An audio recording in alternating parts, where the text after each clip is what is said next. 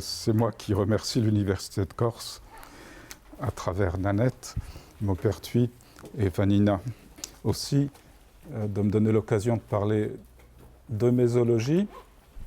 Et avec cette question, y a-t-il du sacré dans la nature? Donc si vous voulez économiser le papier, vous pouvez noter tout de suite non et vous ajoutez oui. Voilà. Bien. On va commencer par le point non. Dans la nature, il n'y a pas de sacré. Et ici, la nature n'a pas de guillemets. Comment définit-on la nature? Une définition de base, ce serait ce qui ne suppose pas l'existence humaine. Ce qui ne suppose pas l'existence humaine. Et le sacré, une définition de base, serait ce qui a rapport au surnaturel dans le sens de ce qui dépasse la nature, ce qui dépasse le quotidien, l'ordinaire, etc. Bon, avec ces deux définitions, on peut déjà imaginer que dans la nature ainsi définie, il n'y a pas de sacré. C'est-à-dire que ce que les sciences de la nature nous montrent, eh bien, c'est que, par exemple, dans le monde animal, on ne observe pas de comportement qui laisserait entendre un sens du surnaturel, du religieux ou du divin. Alors que, en revanche, dans la plupart des sociétés humaines, on en trouve des preuves manifestes innombrables. Donc le sacré serait un fait humain. Mais avec ce site paradoxal, que le sacré se pose justement comme ce qui dépasse l'humain et ouvre au surhumain. Et ces ouvertures au surhumain se marquent dans l'espace avec des distinctions par rapport à l'espace profane. Profane ici c'est le contraire de sacré, marquées par des limites nettes, des limites inviolables. Certes, on voit des limites dans les mondes animaux, on voit des limites marquant une territorialité, en somme, des limites qui ont une fonction assez analogue de celle dont je viens de parler à propos de la distinction profane-sacré.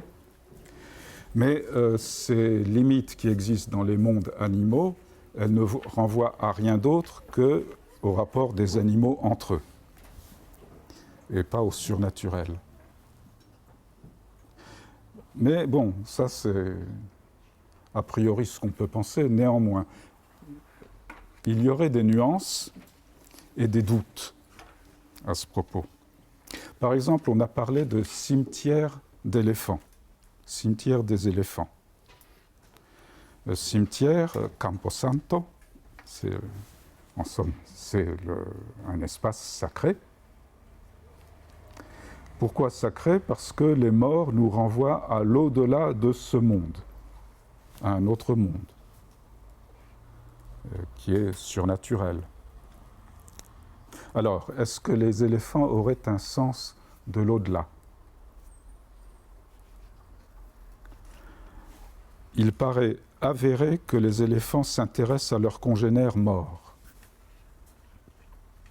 Mais quant à leur consacrer des cimetières, il s'agit sans doute d'une fantaisie anthropomorphique.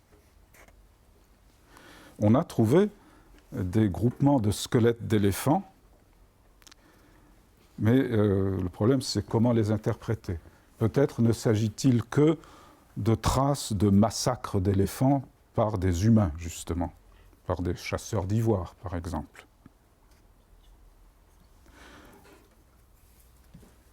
Je n'ai pas de réponse sûre à cet égard. J'aurais tendance à ne pas interpréter cela comme de véritables cimetières.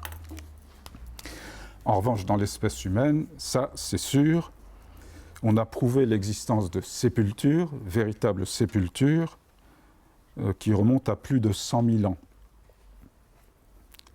à l'heure actuelle, la plus ancienne que l'on connaisse, qui est en Israël.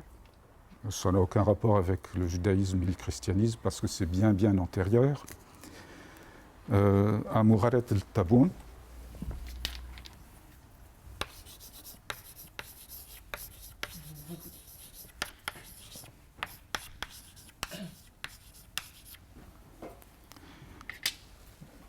Des sépultures qui remontent entre moins 170 000 et moins 120 000 années.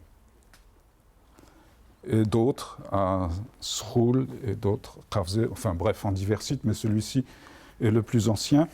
Alors justement, à ce propos, si ces questions vous intéressent, je vous renvoie à un excellent numéro des Cahiers de sciences et vie aux origines du sacré et des dieux, où on en parle justement, je fais circuler.